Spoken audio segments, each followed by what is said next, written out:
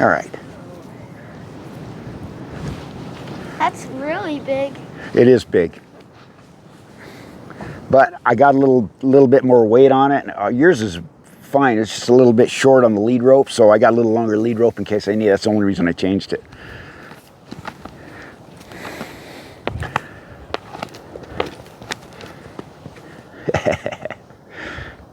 So the first thing I'm going to do, you guys, is I got to get him moving forward and around me, and he doesn't quite understand that, how I'm asking. So I just get him a few steps so he gets a little understanding, a little bit at a time, and then I'll start just adding on to that as I go. But I kind of got to get this going so that I can take that hind end around and get him stopped. That's the idea. I want to get those hindquarters, a little bit of control of the hindquarters. And how I get control of the hindquarters is I kick him out of gear, and I have him step away, and it kind of helps him stop, because that's the only way I can get him to stop. You guys remember doing that a little bit? Yeah. Moving your hind Groundwork? Yeah, the groundwork, yeah. Yeah, that's what I'm doing. I'm just doing that same kind of groundwork. I'll probably get a little bit more wordy about it than Jay is, and a little bit more in depth, but it's the same thing.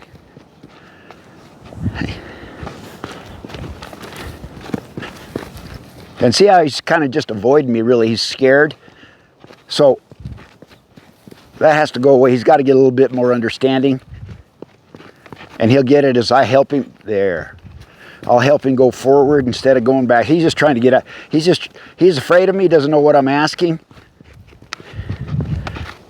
And all I'm trying to do is get him going forward.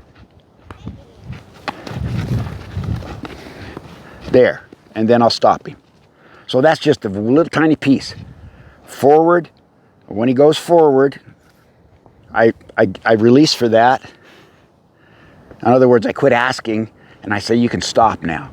So what that does is I'm trying to encourage him to go forward. I'm trying to encourage him to go forward without me tapping on him and all that. I'll have to tap on him quite a bit in the beginning to get an understanding, but pretty soon I won't have to tap on him. There, see? Red. Red, come here.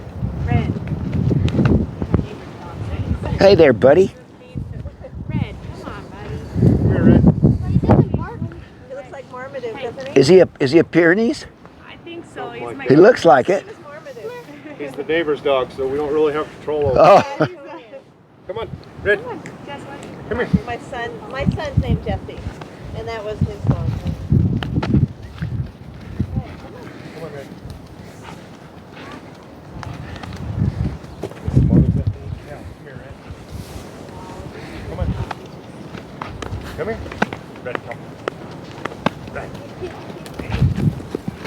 Red.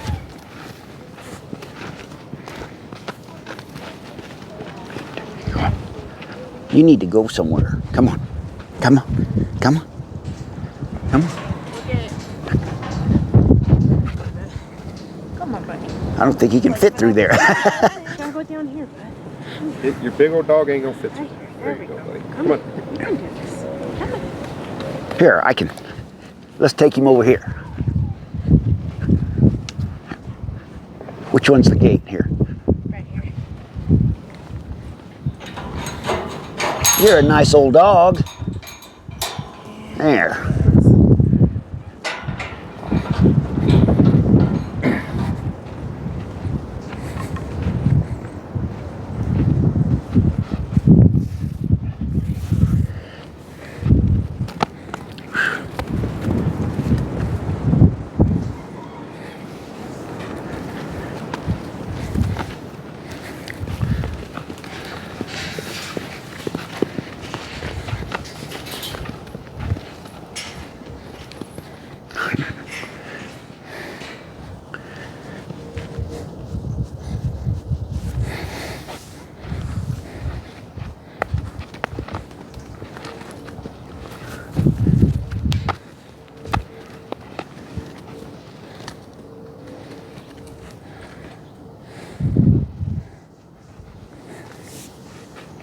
I'll just keep working both sides until I get it kind of working. See, all we're going to get done today is we're going to get it kind of working. And it's up to you guys to keep after it if you get an understanding. That's why if there's any questions, man, feel free, because it may not make sense to you, but it will.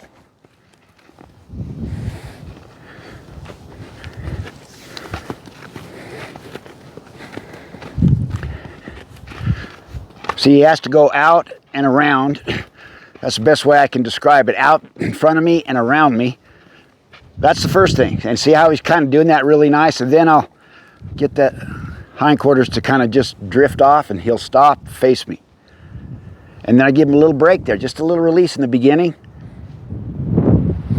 so that he understands that he gets a little release for doing what he did. That encourages him to keep doing it. So we're trying to encourage the horse instead of forcing him. You know, he's probably just been, like I said, handled hard, and you could force a horse to do anything, but then they get kind of, a lot of them will get like this. They get scared, and they're not comfortable and relaxed. They may do it,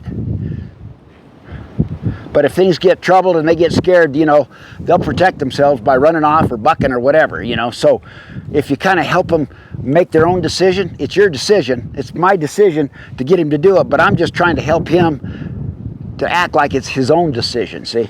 Yeah. That's the difference. Like I said, you can get a horse to do anything. You can force him to do anything. And I'm just saying, how about if you do it, and I'll release a little bit and give you a little bit of reward, because that's just the language they understand, you know. In other words, if something good happens, they get a little peace, they get a little quiet in the beginning. And pretty soon after they get developed more, that release can be just quick. You don't have to sit. In the beginning, I like to make a big deal out of it. Like, hey, there you go. And he gets a little pause there, like, wow, you mean that's all it took? So pretty soon, he goes from a place of fear to a place of kind of just working with you. You know, you're trying to dispel that fear. It's just natural fear. This has been man-made, so they have a natural fear anyway. And then when you force them to do something, it's man-made. It gets worse. Gotcha. Yeah, that's why you got. Notice the big difference with just sending Jesse down here to mess with him, just hang out and pet him. Absolutely. And that you couldn't even walk to his right side. There you go. And now Jesse can get to him. That's it. It's just stuff like that. He just got to get a little trust in people. He's saying, I know that I'm gonna have to do something, so it's like, you know. So that's how I kind of used to be when I was a kid with my dad. My dad was a little bit forceful, yeah. And when he'd come in the room, I'd be on alert. You know what I'm saying? You know, I'd be on alert.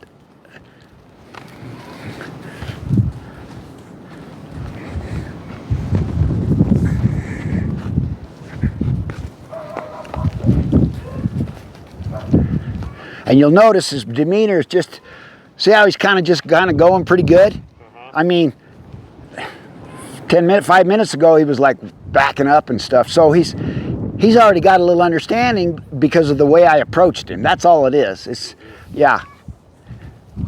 Then I keep rolling those hindquarters over, because I got to get control of that hind end in order to get him stopped when I'm doing this. I can't stop him any other way.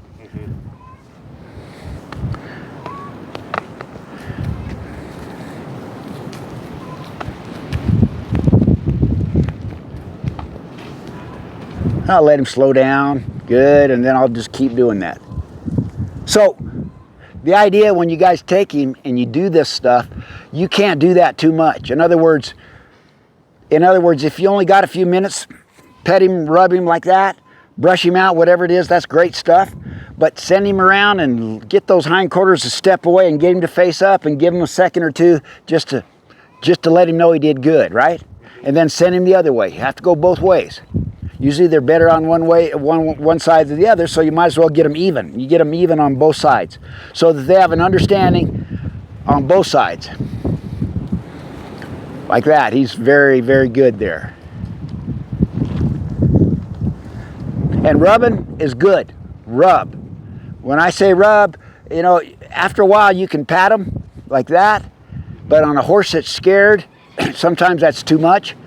I mean, I pat my horse, but I rubbed him first until he understood that then I could give him a pat. But rub him with the grain of the hair, the way the hair goes. That's kind of way his mother licked him off and all that. It sort of goes back to that. So he understands what that means.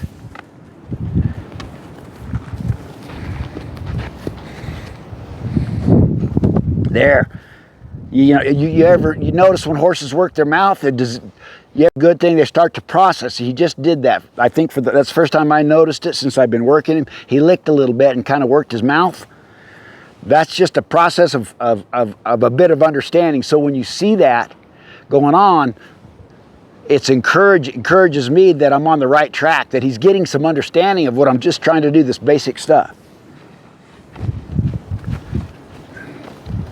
And you're looking for the expression in the horse all the way, the whole horse. In other words, what I look for in the horse, I look for his ears, I look that his mouth isn't tight, like this.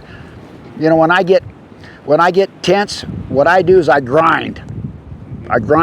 Well, a horse will do that too. He'll grab his mouth like that and just get real tight with his lips because he's tense. And his ears sometimes will pin back if he's cranky, and his tail will get high. Sometimes his tail, you want his tail to be round, and his tail is pretty round there. So those are just little telltale signs to see if your horse's expression is okay. If it's not, get him more comfortable. And it's not about doing a lot. It's just about doing stuff that he can understand. Like this basic stuff here. He doesn't like that too much there. And then I got to get him to back too. So I'm going to, it's pressure and release, right? That's kind of, it's pressure and release, but you're observing your horse all the time and saying, is my horse tight? Is my horse mad? Is my horse resentful? Is he cranky? And if he is, then you adjust you need to adjust and say, how can I, just like with anything, you go, how can I make it less so? You might have to change just your approach. You might have to be less, sometimes my energy, it's typical that my energy when I help females, and this is just generally speaking, females have a softer way about with their horses, right? So I'll come in and take a hold of their horse, and all of a sudden, and they're used to the gal doing it, and it's like, and it's not because I'm doing anything different. My energy is a little different. So then I got to sort of adjust that and say, oh, that's a bit much. This horse isn't used to it, Yeah. Now, on the other hand, you don't want to tiptoe around them either. You don't want to tiptoe, because on these horses that are scared like this, if tiptoe, in other words, when I say tiptoe, if you just kind of go so easy that you don't kind of create some kind of a concern in him, you won't know where those problems are. And then when you get on him, all of a sudden you go, oh my gosh, So you kind of just got to go with them. And the only way you can do that is just do it. Practice and practice, and you'll get a feel for that horse, and he'll get a feel for you. But you got to do lots of practicing.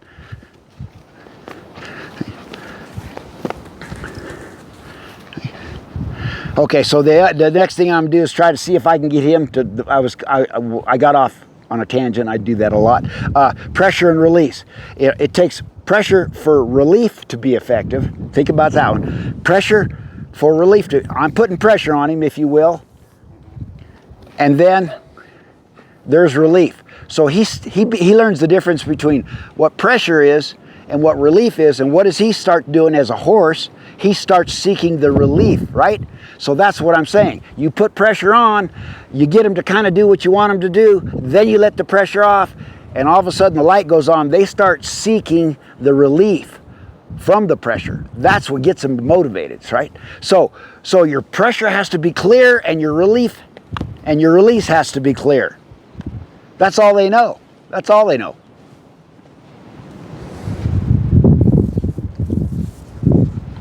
Pressure, relief. Pressure, relief. Now, when I say pressure, and if I see, because I'm pointing I have an intention, a clear intention in my head, out and around, right? So I'm showing him right here, out and around. That's pressure. If he doesn't respond, I drive with my other hand. I drive. See, I let him know that if he doesn't, I'll just help him by driving him. I don't drive unless I have to. Pressure, and then I drive because he doesn't quite understand it. Pretty soon, I won't have to drive. I won't have to do this. But you do it until you don't have to do it. Pressure. Oh, see, he almost took me up on that. Watch what I'm saying. Release. Pressure. There, I didn't have to drive with my right hand. You see what I'm saying? The idea is to do less if you can and do as much as you need to. Let me say that again. Do the least amount you have to. You know, like I'm going to offer him this little light deal. That's light. He's not taking me up on it. So I don't punish him. I just say, here's what I mean by this. I'll drive, good. Release. Here's the good deal. Light and easy. He took me up on it. Good. So I didn't drive. Do you see what I'm saying?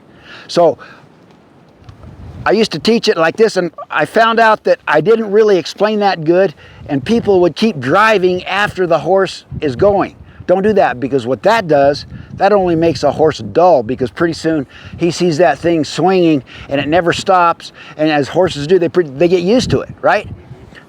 So pretty soon he won't go at all. So as soon as I quit, see? So pressure versus relief. Pressure versus relief.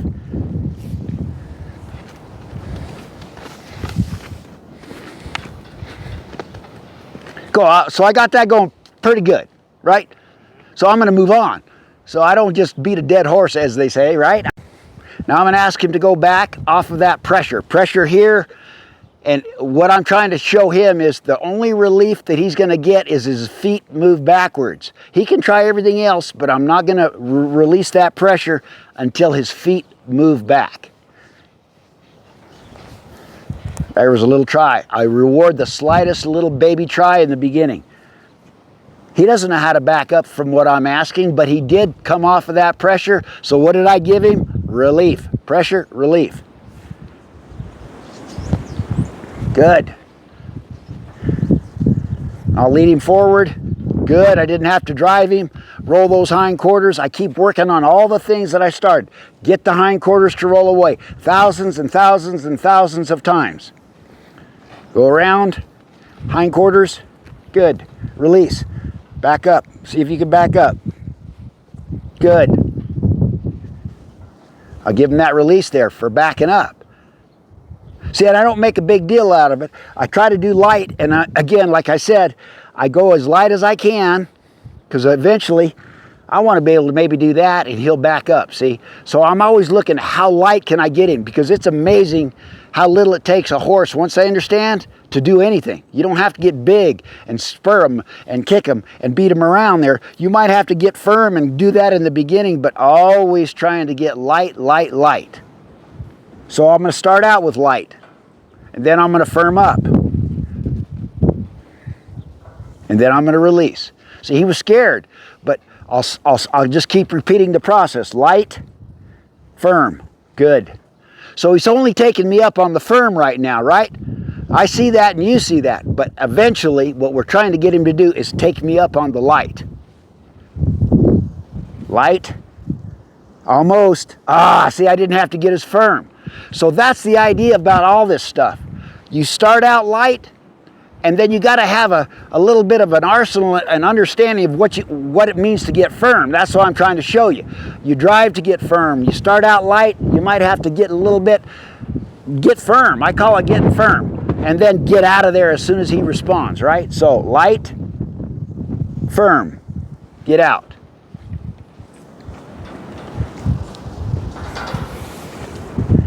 And now what I'm trying to do here is I'm trying to get to the point where maybe I can address him, you know, maybe bucking or running off under saddle or whatever. So, but I can't do that in my approach to these horses until I get some of this stuff working for me so that I can help him out of trouble, see, by getting those hindquarters out. And when you ride, it's the same thing. That's why Jay will show you how when you ride, you're doing the same thing in the beginning. You're teaching that horse while you're riding him around in a circle how to roll those hindquarters over. and how to get the front to come over. Let me see if I can work. The hind, pause, then I get the front. If you'll see the front, when I say they get the front, watch the front. Here's the hind. That's the stop. Now I'm going to get the front to go that way. So I show him where, there, that's all I need. One step with his front quarters, with this right front leg is what I'm looking for, right? So I'm taking the hind and the front because I need control of the front as well. Hind. Now I want the front to step that way. I want his left front foot to step out and around. There, good stuff. He's very, very sharp on that. Hind, pause, there's the release. Front.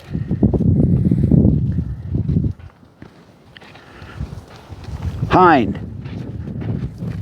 pause. That's the pause is my release. It's just a little quicker release now. I'm not spending as much time as I did a minute ago because he's kind of on to me. He's understanding it. Front.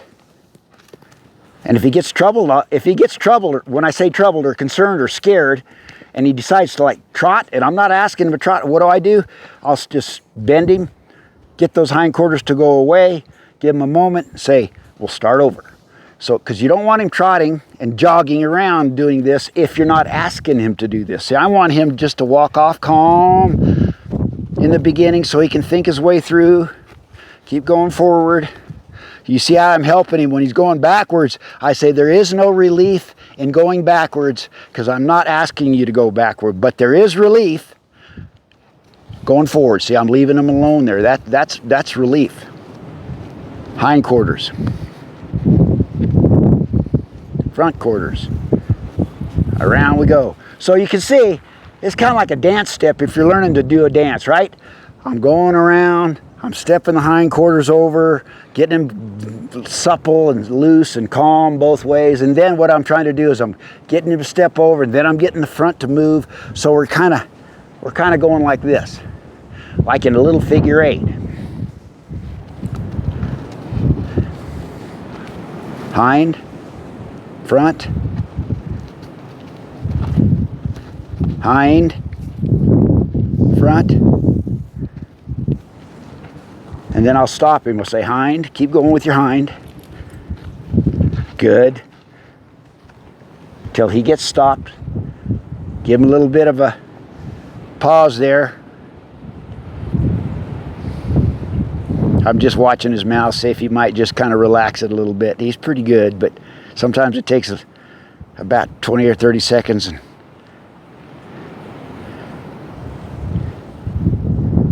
So then, there's the good deal.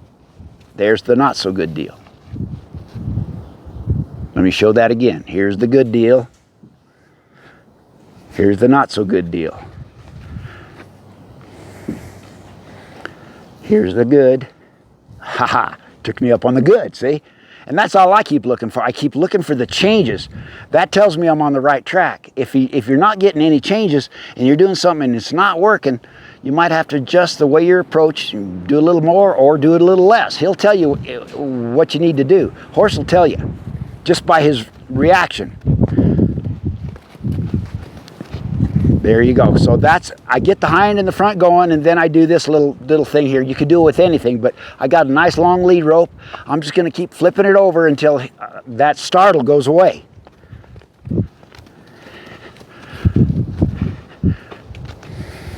And I do it in a manner not to scare him, but in fact, I try to do it in every way I can just to kind of float it over there. I don't throw it at him like I'm throwing a baseball. That will scare him. I just kind of like lob it over there like it's a softball, kind of whoa there, and see if he can handle that. And that's what I'm looking for, him just to walk along, and then pretty soon as he gets a little better, because he's looking out of his right eye, see, and that scares him, he's going to come at me. So you don't want to start throwing it up here near that eye on a horse that's scared, because he sees this big monster coming over, if you follow what I'm saying. He picks it up out of his left eye, so he's going to get away from it. Here I am, or they are, and he's going to knock you over, see? So you start out way in the back, and then you work your way up, see? Because he's less apt to run me over if I throw it up back here, see? And then as he starts going, I'll work my way up, little by little. Come on, come on. Little by little. See, you can see trouble's a brewing already, just a little bit, but that has to be gone. This just should be like, he should be like almost so bored with this that it doesn't bother him at all on both sides, right? That will start to help you when you get on him, because that's the kind of things that are boogering him, see? Just think when we get a human on there in the saddle and then the people and everything around, you know what I mean? It exacerbates everything, right? So you just start out where the horse can handle it. He can handle that pretty good. Some of them will kick at it, but he's doing pretty good. He's a little bit, I can tell he's trying to crowd me a little bit because he sees that snake over there, that monster. Okay? And then I pull it off and say, good job. The monster's gone. And see how he licked? The little monster's gone. He went, good. So you got to get the horse's expression. If his head comes up and he's like this, work on it until he's as calm as can be. And it starts out at very basic like this. If you crowd the horse too much and say, well, we'll go ride him and we'll just kind of get it all done at once. A horse like this, that's too much. It's too much. He already knows that he's been overexposed. Come on, come on. Forward, there. There.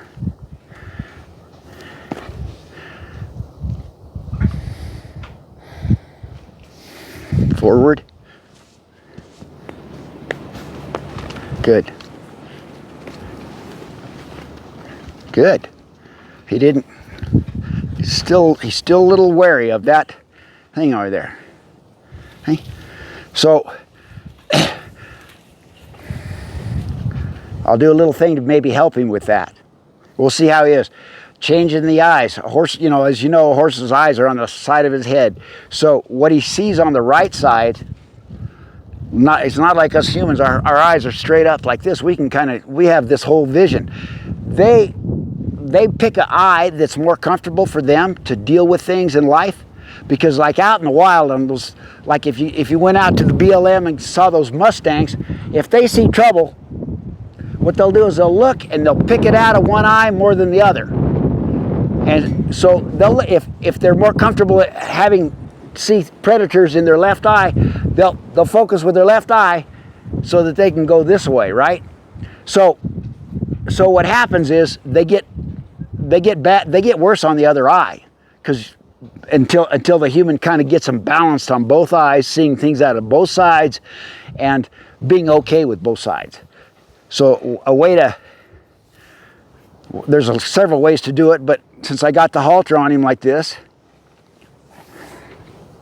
I'm going to unwrap him. I call it unwrapping. I'm going to make him turn away from me and pick me up out of a different eye. So he's going to be in the blind spot, which is the worst place a horse wants to put himself, is in a blind spot, because he doesn't know where the monster is, right? So he's in my left eye. He's in my left eye right here. No, excuse me. I'm in his left eye. Sorry about that. Now when I turn him this way, there's going to be there's going to be momentary where he can't see me at all. So I'm trying to get him to pick me up on his right eye, right? So I'll just help him there. Now he wasn't so bad, and see how he picks me up. Now he's comfortable. There was a spot there he's concerned. He goes, this is kind of weird. It's uncomfortable. But pretty soon you got to get him comfortable with that, so that if you're riding around the arena or doing whatever you're doing, or out here in the pasture, and he's got to be comfortable in seeing things out of both eyes. And also when you're riding away, not seeing things at all for a minute. He's got to trust that everything's going to be okay if he can't see exactly behind him. That's why they say don't get behind a horse, he'll kick you, because in the first 3 feet behind the tail there, if they're looking this way, they cannot see you. So their first mode of protection is get out of there. I can't see what it is, I'm going to kick you. That's why they will kick. You're in the blind spot. Same thing down here. This is a blind spot. Wild horses will strike you if you get in there too early. They'll just strike you. Get out of that because it's the blind spot. You follow me? Yeah, so here we'll unwrap him. I just put the rope, everything slow. Put it around his hip. And I just bend him the opposite way. And so he'll put me in his other eye. And pretty soon he goes, oh, that wasn't so bad. And I'll go the other eye.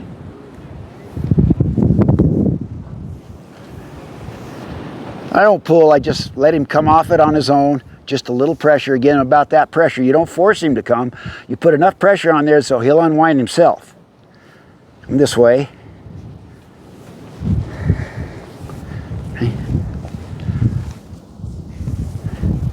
He's got to take me out of the right eye, put me in the left eye. That was good. And you'll see, and how you can tell it's getting better, his expression will, pretty soon his expression will be nonchalant, like I can do this all day long. Next, you know, and that's kind of what you're looking for.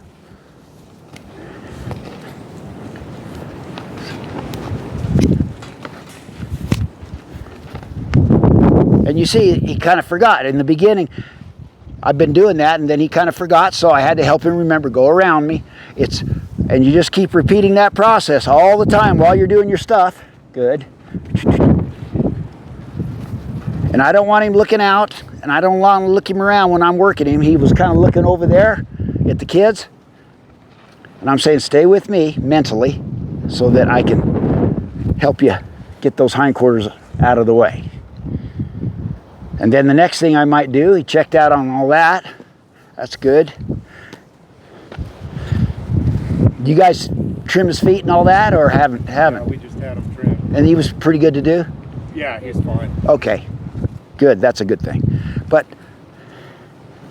I just sometimes do that on a horse that's not been handled with his legs or feet. I might just kind of throw it in there and let him kind of wear it for a second and get used to that. In case you're riding along and somebody gets a rope around his butt and down on his legs, he's not going to freak out. So I'm just trying to get him used to all the things that might happen.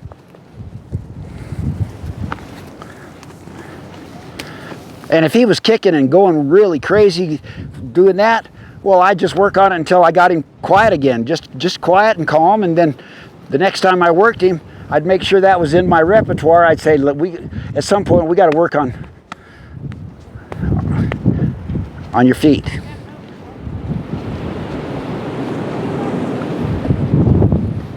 Any questions yet, you guys? Anything? No. Okay. So, because I'm kind of going through it pretty quickly. So I'm just going to act like the cinch would act on a saddle. I can use this rope to help me do that.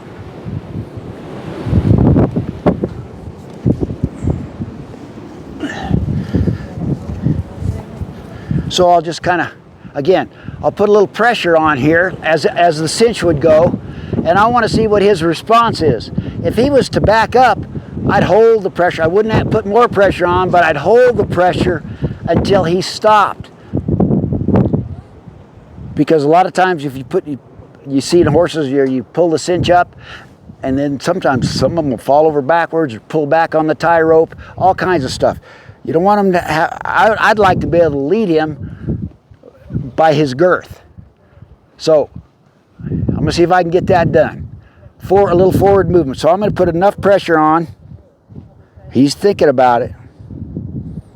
I'll do a little more there, and I release. Pressure, release. Because if anything, I want to teach a horse never to get cinchy or cinch bound. And the reason they get cinch bound is they pull them up too tight and the horse goes back, and then he might pull away and run off or do something. In his mind, he gets relief from that. That's relief from that, right? You see, it's pressure relief. So if he needs to move his feet, which I really don't want him to move his feet when I'm cinching him eventually, but if he needs to move his feet, I want him to move forward, right? Always. The only time I want him to move back on anything is when I ask him to move back. He's good. So I keep so then I'll put a little bit more pressure on. See what he does. He's good.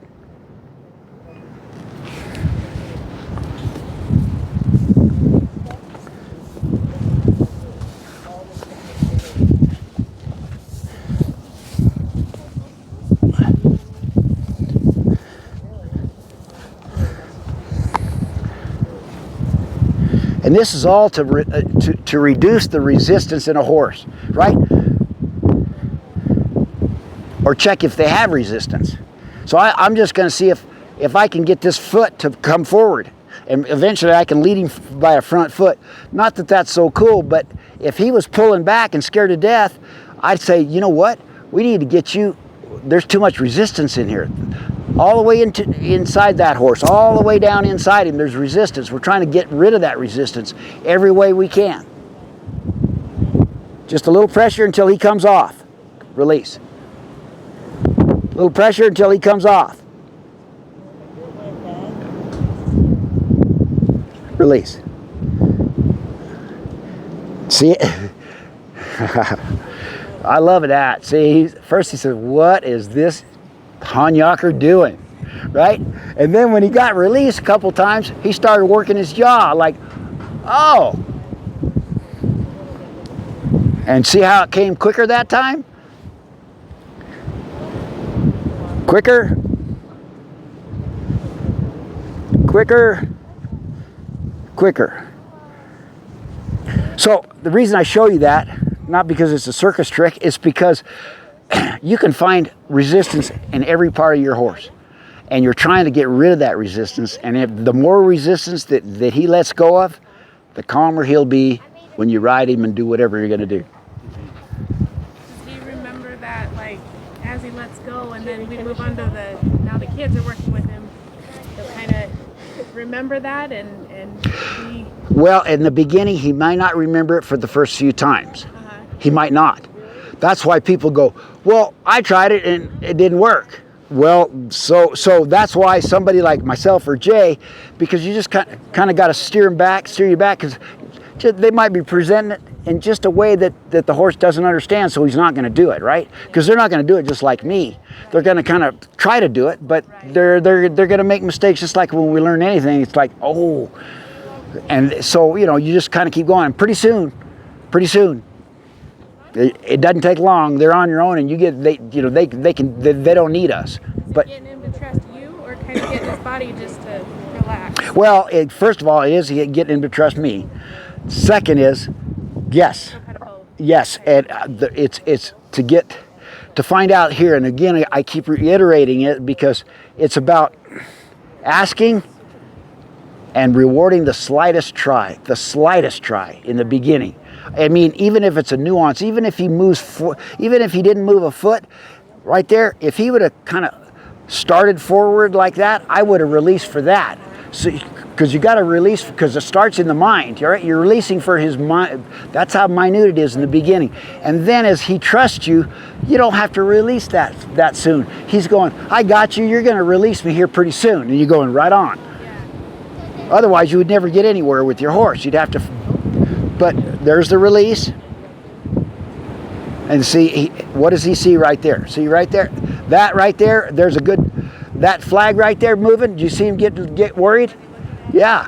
And it was behind him. That's just a prey animal. He's thinking, I got to get out of here. Something behind me kind of in that blind spot. And I can't get, this guy's got a halter on me. He's not letting me get a look at that thing. So you see how he's looking now? So, perfect segue to that.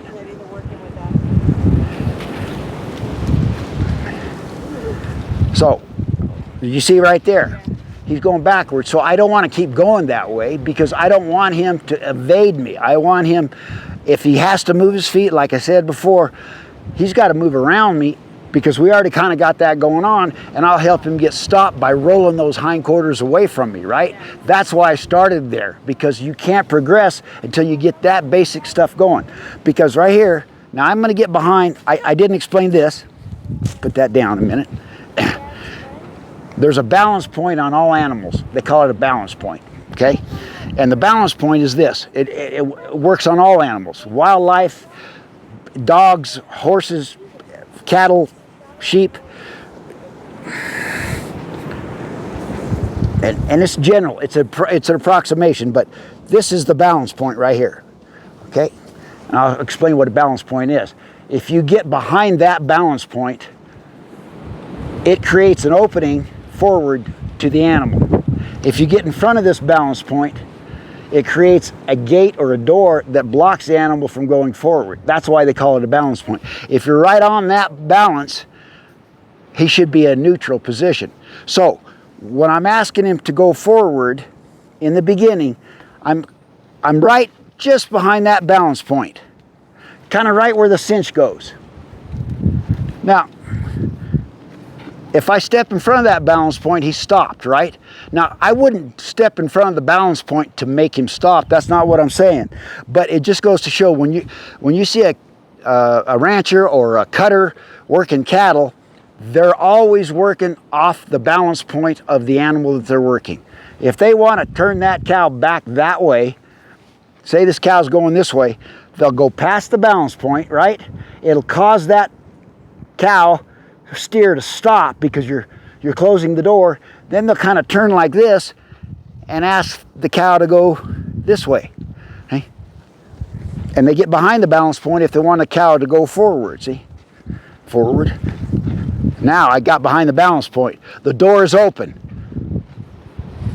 So, all I'm saying, don't get too caught up in the balance point, but you got to know if you're asking the horse to go forward and you're standing directly in front of that balance point and he's resisting, just step aside. That's why I go like this and I stay right about here, see?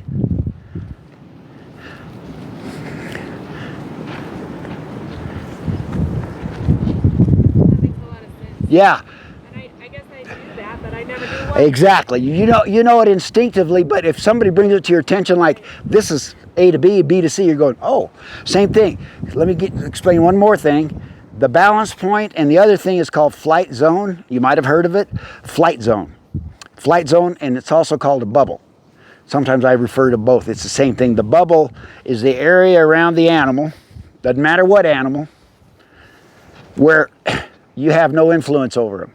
Right? So say if you're riding up to a bunch of cows and they're out there grazing, there's a point when you get so far close to them, they begin to become aware that you're around. They might even move away, right? So you've penetrated that flight zone, that bubble.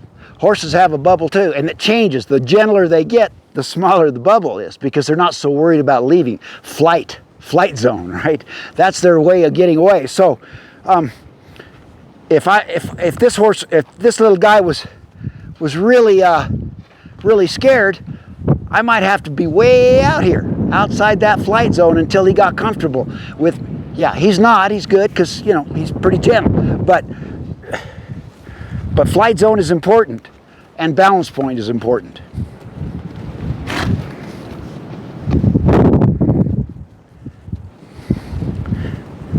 Okay, the reason I got onto that is because when I get this flag going, to err on the side of caution, I want to be well outside of his flight zone when I start introducing him to this flag. Because if I'm right in his flight zone, he's going to leave.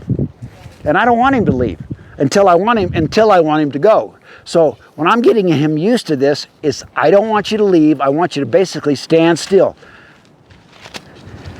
See how he's aware, so he's telling me, you might be right on my flight zone, right? So I'm saying, let me get outside your flight zone. So I'll do it as easy as I can in the beginning. Because I want him not to be afraid of this flag, first of all. Otherwise, I can't get nothing done. And it doesn't have to be a flag. You could use your coat. Doesn't matter. I mean, I got a flag because it's handy and it's an extension of my arm, but you could use whatever you wanted. Piece of tarp.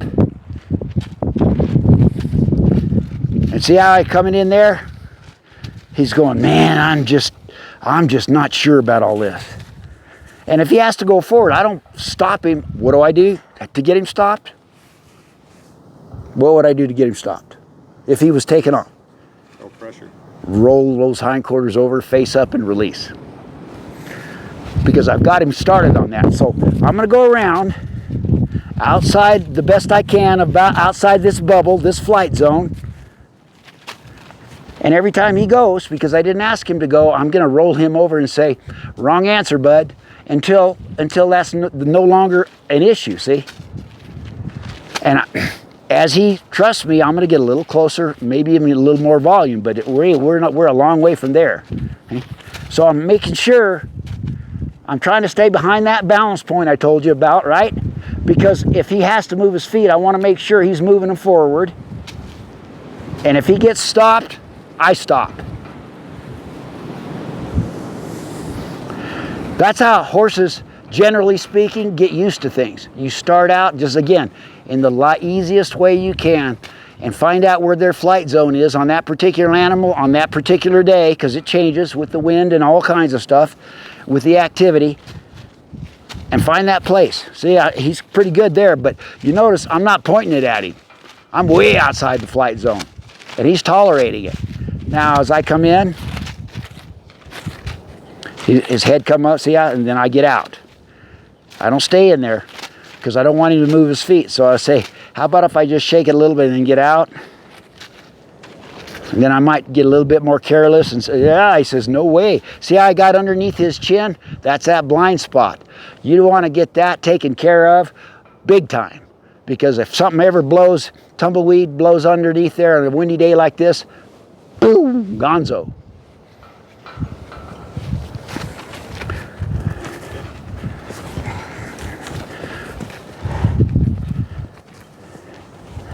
So what am I doing? He's going around. I'm utilizing what I taught him 30 minutes ago. I'm letting him go around me, and I keep rolling him over and getting him stopped. And when he gets stopped, the release is everything goes dead. The life in my body goes dead. The flag goes dead. And I give him the chance to know that I'm not going to hurt him, and this flag's not going to hurt him. He doesn't buy into that yet. But he will if I'm consistent on how I ask. That's why you got to really start with getting those hindquarters going, rolling over, stopping, releasing. So he understands that, see? Good. Again, I'm going to get behind that balance point because if he has to go, I don't want him to go backwards.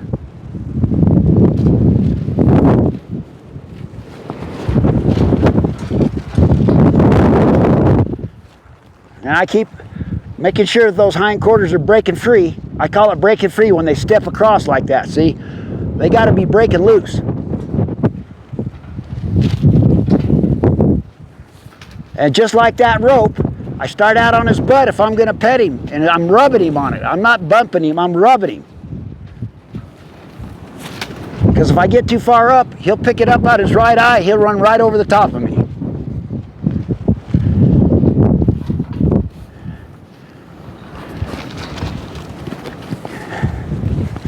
Bump those hindquarters over.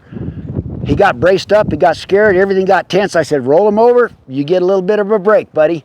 So that pretty soon he goes, he'll look forward to rolling those hindquarters over because it becomes almost like comforting to him because he knows I'll let off.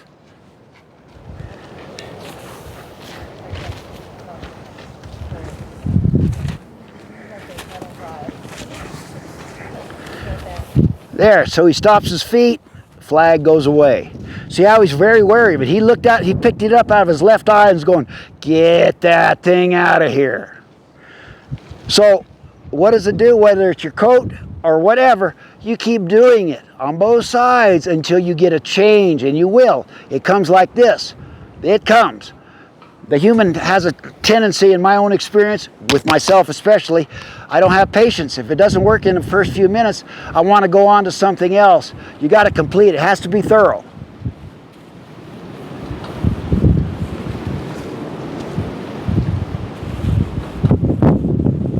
So he's trying to hang in there the best he's really trying, but he's like, ah.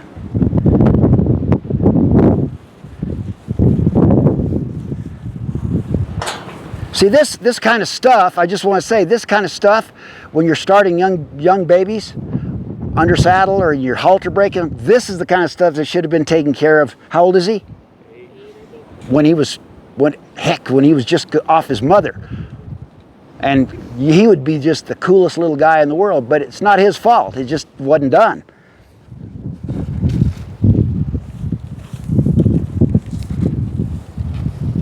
So I try not to get that flag on the other side. The wind's blowing, so I got to be careful. I don't want to get it over on the other side. I want to start on the side that I'm on when I'm on this.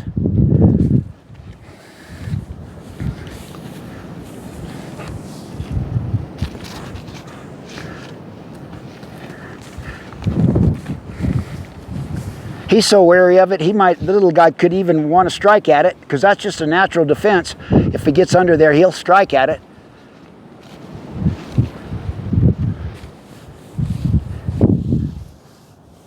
So, Question for you. yep. I noticed when you first started that you're not looking at him. You're kind of doing it out here. Is that on? I've heard not to look him straight. Oh, no. That's just how you're doing it. No, on this particular, only time I might ever do that is on something so wild that they might jump out of the corral, because I've had some really wild horses, and sometimes I'll kind of get my because if really it's because the pin is too small. But if that's all you got, like this pin is whatever size it is, if it was too much for that horse and he was really threatening to jump out or hit himself, I might kind of change my posture a little bit to be less threatening. But no, on these kind of horses, no, I'll look them straight in the eye. In fact, I shouldn't even have these on, because I was told that as a kid. Don't look at him, and so I. but there is something to that. And what's to that is it can be threatening to a horse that's really scared and really insecure. But gosh, I don't think you're going to run into horses that bad in this day and age, unless you got a wild horse off the BLM or a Mustang or something like that. Yeah. When we used to go out to catch him, we'd say, "Look down, hold the ground." Well, and it's again, but there's something to that. The body posture. Well, sometimes if I come on face on to a horse and I can see he's about ready to leave, I might change my posture. Instead of coming in straight on, I might turn myself like this, because that makes a difference. When you work in cattle and you work in wild cattle, like cattle that are really spooky, if you kind of get your horse, even if you took your horse and you backed into that cow a little bit, you could get a lot closer to that cow's head as opposed coming straight on. So yes, that's good. You should think about that. It doesn't mean you can't look at him. That's crazy. But if your horse is getting troubled and he's about ready to leave, do whatever it is to soften it. See, this is broadside, this is pretty assertive, and I want to be able to get that way any way I want with my horse. But in the beginning, I may, just depending on him, I may have to come in like this, Yeah. But yeah, mostly it's just wilder horses. Okay. And I don't think, I got an opportunity to work some wild horses, and when I first got onto this, I don't want to work them now. I mean, it's like, but it was a great experience for me, because I had to make big adjustments.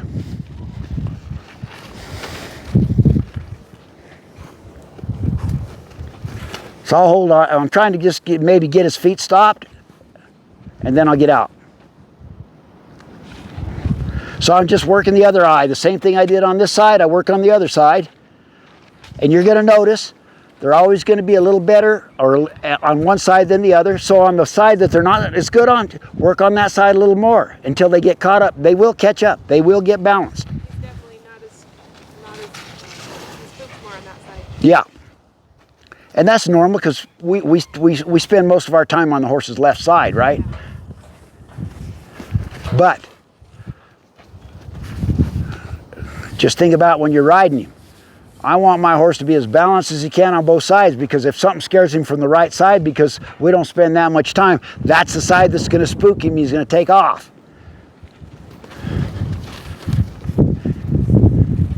There.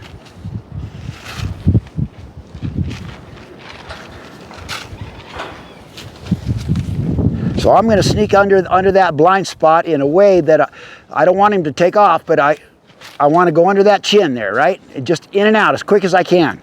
So I might just go like this. And that's still troubling him, but I don't stay, I get out of there as fast as I can in the beginning.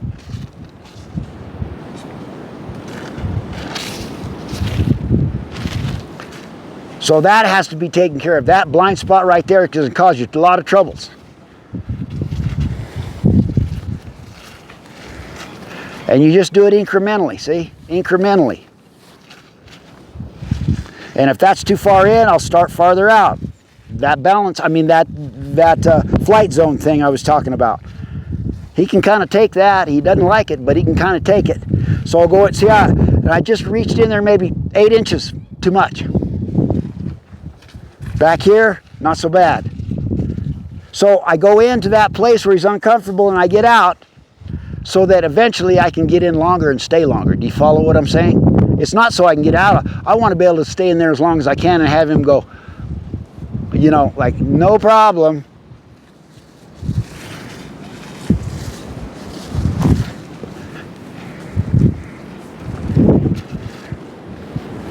Forward.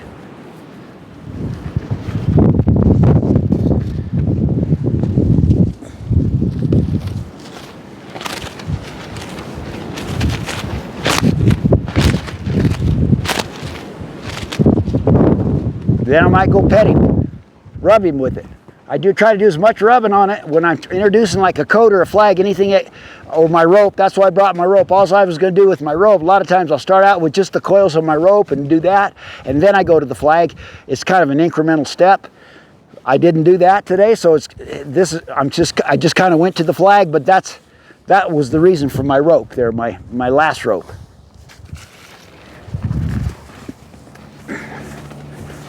Stops his feet, I get out. So you could do that until he was standing there. And believe me, that would do more good right now than anything, is getting him used to this stuff. There. See, I can use this flag to help him go, just like I used the tail of my rope, but I wouldn't dare do that yet because he's scared of it. So I got to get him, see, I'm scared of it. So I go behind.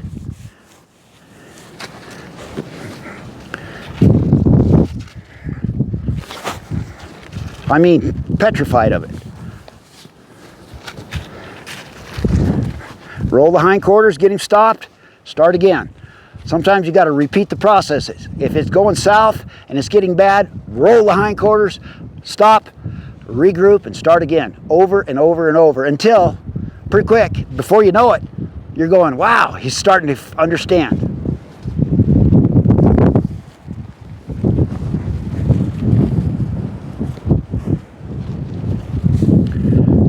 So right there, you see where my flag is? It's purposely right behind the balance point. If I stick it in front of the balance point, like in front of his shoulder, he'll just go backwards as fast as he can. And I don't want him to think he can escape by going backwards. If he has to go and he has to get worried, go forward so that I can do that. And I can do that as well. I can give him a little bit of relief. We start again.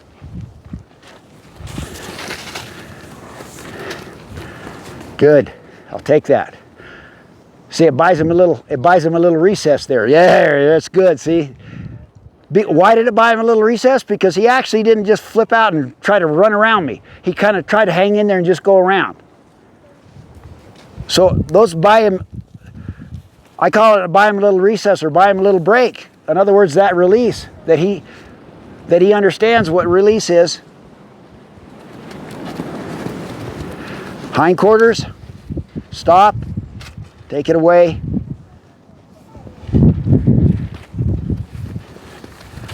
Hindquarters. You see that posture?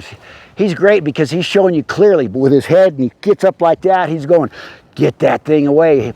That's the posture, the expression. Watch all that on a horse, because if you see that going on, you're going, there's no sense in going any further. Let me address that problem and get him better about that. Behind, behind, behind, behind. And if he comes in to me, I blocked him with my right hand. You saw me bump him on the jaw there, because I want him going around me, not running over me. There. There.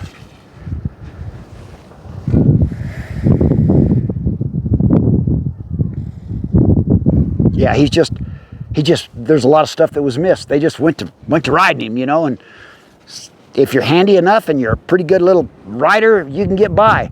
But who wants to deal with that every day? Yeah.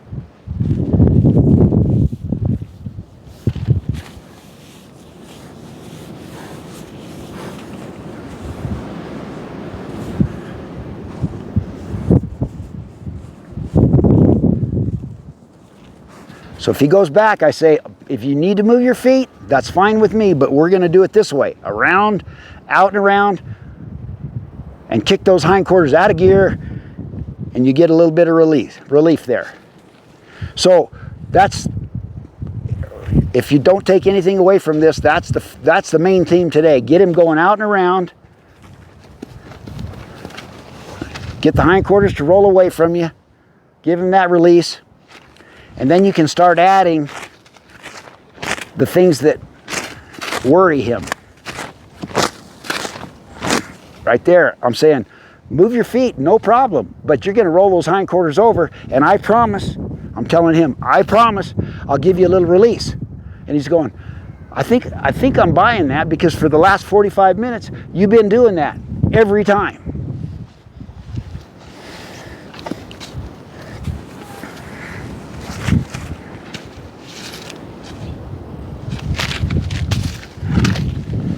So I went under there and I got out as fast as I could. Every now and then, I don't just keep hammering away. I'll do this and that. I'll send him around. I'll keep breaking it up because I don't want to act like I'm drilling on him. Forward that way. Good. Good. Good. Then I might come in, out, over.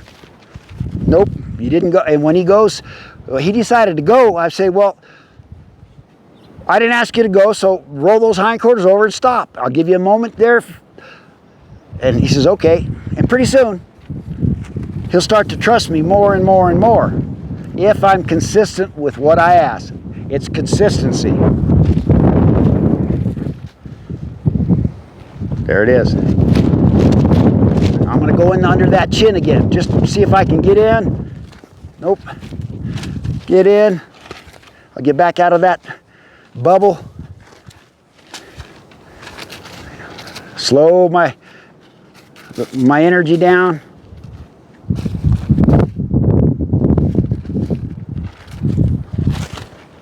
Come in. Roll the hindquarters because he was leaving when I didn't ask him to leave, so I rolled him over. See, could be only a step or two.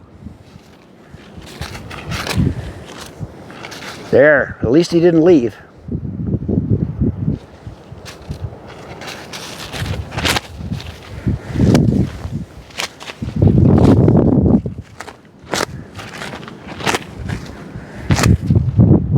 Now I'll try to rub him with it. He'll take off as long as he goes around me. See, he slowed down. I'll say, excellent. That bought you a moment. That bought you a little bit of time there, buddy. Good job. Go again. There. I'm just looking for some changes. He's starting to get a little more calm. Except for that. Today's a good day because all this is even adding to it, right? Even though as much wind as we get in this country, horses have a tendency to get, especially if you start adding to it.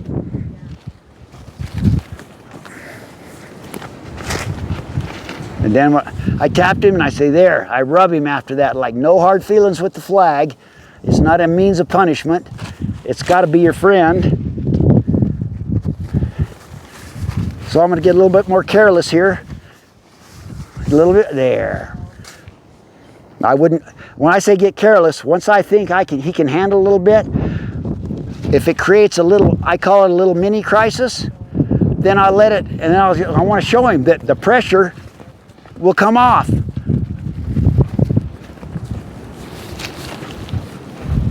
Right there. I don't want him to go, but he's going to. Oh. See, because I didn't put my hand up. My hand is in neutral. When my hand is down, that's just another thing. I didn't say that. But my hand is down, he shouldn't go anywhere. That takes thousands of reps. This means go somewhere. But if my hand is down, I don't want him to go. But if he has to go, no worries. I'll just help him get stopped. And then I take the pressure away. I don't want him to go. You see where my hand is? My leading hand is down. And he did good. He's really trying to hang in there.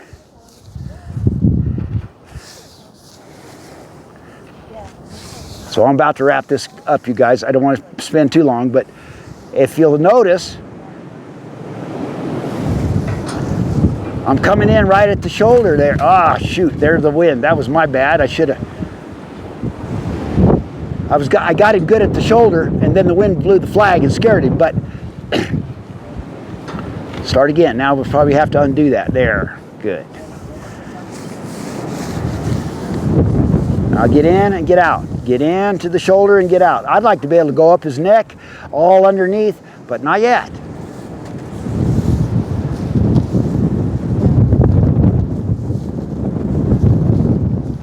There, let him have it. There, good job. Give it. He bought a little relief there, a little release time. Okay, I don't want him to go anywhere, so my hand's down, my energy's low. I just want to rub him with this, right? If he has to go, no worries. I'll just say, get stopped. I bumped him with my right hand because I don't want him running over me. He needs to stay outside of me.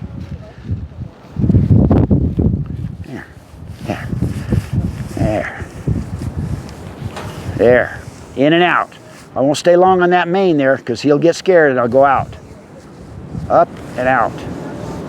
See, I can spend a little more time there. He's comfortable back there. So you get whatever you got. If you have a flag, or you can build a flag or not. If you got a coat or a tarp, roll that tarp up into like a square. Start out with it real small. You don't come in with your big tarp, you know, because that's just overwhelming. And get him used to that. Roll him over, release. Start again.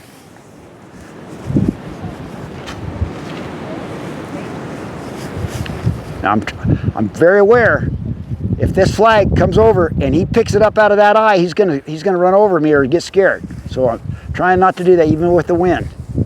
And later on, as he gets better, then I'll introduce it to him on the opposite side. Absolutely, but not yet.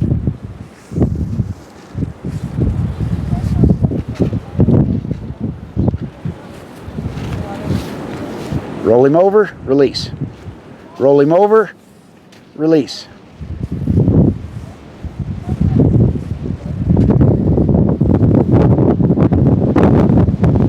Well, that's quite a bit for him to absorb, and you guys too today. But do you see how, you guys kind of getting an idea? Yeah. I mean, I'd be glad to work with him some more, and we'll just keep advancing as he gets, I don't advance if he's not understanding. And he is, but he doesn't, by far, he does not have this down pat. In fact, sometimes the first day you teach them, by the end of the session they're doing pretty good, and the next day you get them out and it's like you're starting all over again. That's okay. Sometimes they'll retain about 15% of it and you're going, at least he remembered a little bit. He's not going to remember all this tomorrow. He will not. It's a lot to absorb. But if you're consistent, he'll start to remember more and more, and pretty soon, before you know it, he's got it down. But it's about you guys practicing this.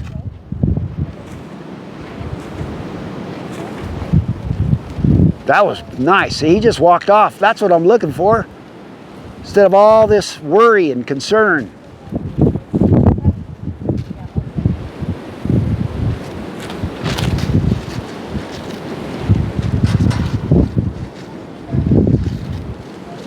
And eventually, once he gets used to me coming under him, I want to rub him on the forehead with this flag. But not yet.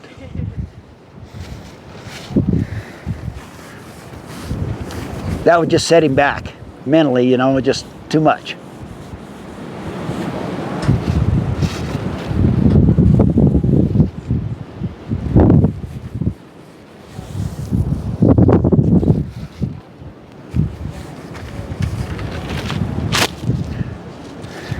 Roll him over. And the reason I took a bump on him on his neck, because he was going, I'm going. Well, go, but just roll your hindquarters over and I'll stop.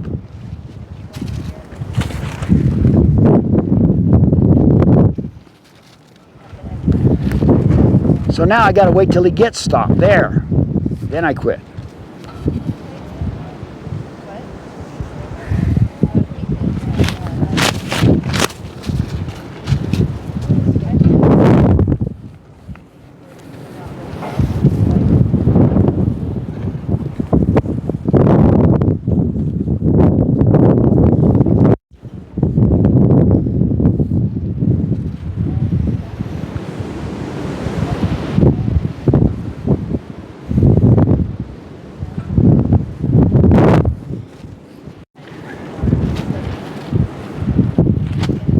Now you watch me, I'll just change. So this is the last thing I'll do. Now, I'm going to start using this flag as an aid to help me do what I'm doing. See, what I've been doing is getting him used to the flag, right?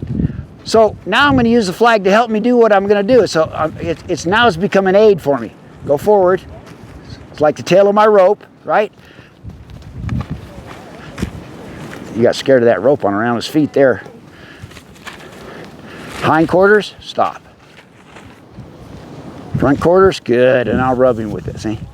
So, in order to get to this part, getting to use the flag to help me do what I want to do, I had to spend whatever time I spent just trying to get him used to it. He's still not altogether good, but he's trusting me a little more, or at least I can get in there, right? So, I'm asking him to go out and around. I'm going to drive him like I did. I remember I went like that with the tail of my rope. This is the same thing. I can get there a little easier though. Go. Rub. Hindquarters, stop. Take the pressure away. Front quarters. Good. Rub him all the way around. Hindquarters, release. Front quarters, yeah. Hind, pause, front. Hind, pause, front. You see where I'm going with that? I'm getting that little dance going with the flag now. So I've upped the ante from where I started at the beginning of this session. I've upped the ante quite a bit, and he's hanging in there. He ain't great, but he's hanging in there. He gets it. So I won't use this flag. I'm going to drive him over there again. This is plan A. This is plan B. There it goes. Good. So then I quit. Hind.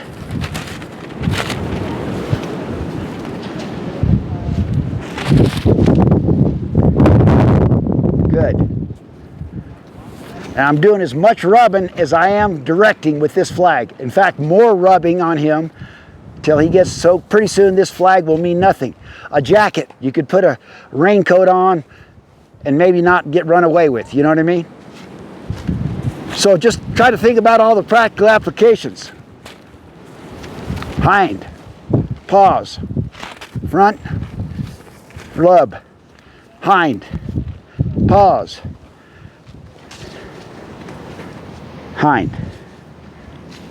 Anyway, I think I want to call that pretty good for today. If there's any questions, now's the time, because I threw a lot at you, and at this little guy too.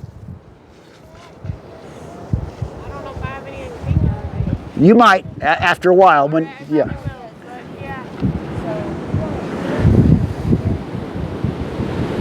But if you get a long lead rope, now, I have some long lead ropes. These are not the lead ropes I used to use for regular horses, but for training purposes, I always have a longer lead rope, right? My lead ropes for regular are about the size of your lead rope on that one, but if you have a little bit longer one and you don't have access to a flag, you utilize it the same way. So let me show you one more time, just so you understand. See, I'm driving. This is my flag. Same thing. This is my flag. Tap, tap, tap. Go, go, go. Hind. There's my flag. Go, go, go. But I have found out that it's hard for people in the beginning because you're kind of clumsy when you first start. You got to change hands. Watch. Yeah, you have to do it and you have to practice it. Because if you don't practice it and you think you're going to do it, I've never seen anybody do it without fumbling around a lot. So that's my leading hand. This is my driving hand or my flag hand, right? So tap, tap, tap, go around.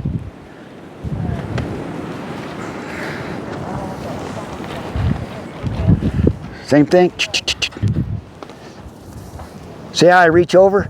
So that it's more fluid. If I wait, in the beginning, you don't have to do it. In the beginning, I just seen you do this.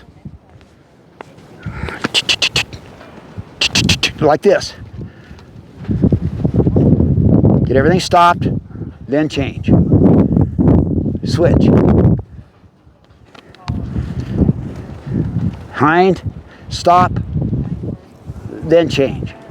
So, but pretty soon, it'll become it's like a dance. It'll become more fluid, and you can start going like this, preparing early. Come on, come on.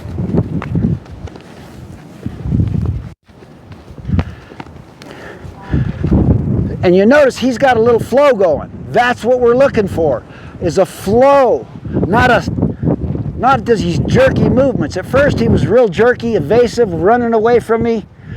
You start to see like a flow. That's what you're looking for. If you see that flow coming, you're going, he's understanding what I'm asking. If he doesn't have a flow, just break it down, make it real simple.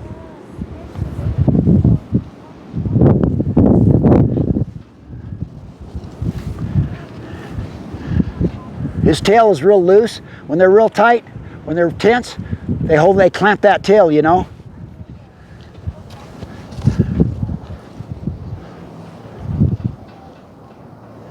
That's real loose. That's a good sign. Sometimes you can't even bend that. It's like iron. It's like you can't even move that tail.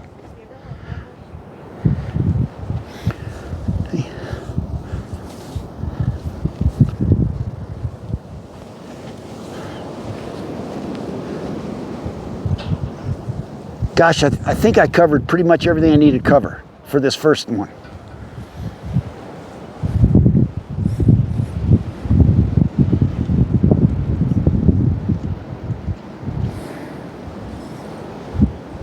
And when a horse puts his head below his withers, he's starting to relax, right? And you probably know that too. You probably just didn't. But when a horse is aware and scared, you know how they get up like this? Yeah. Ears are up, they're alert, right? Yeah. So when I end a session with a horse, even if I didn't get much done, I want to quit him as mellow and calm as I can. And see how he puts his head down right there? It's like, that's a good place to quit. There, I let him just drop his head. He's not so worried about all the things we did, right? You don't want to quit them when they're tight. Finish what you're doing until you get a little bit of a change. They calm down a little bit.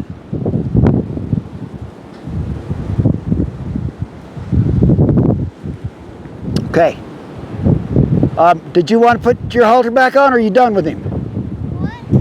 What?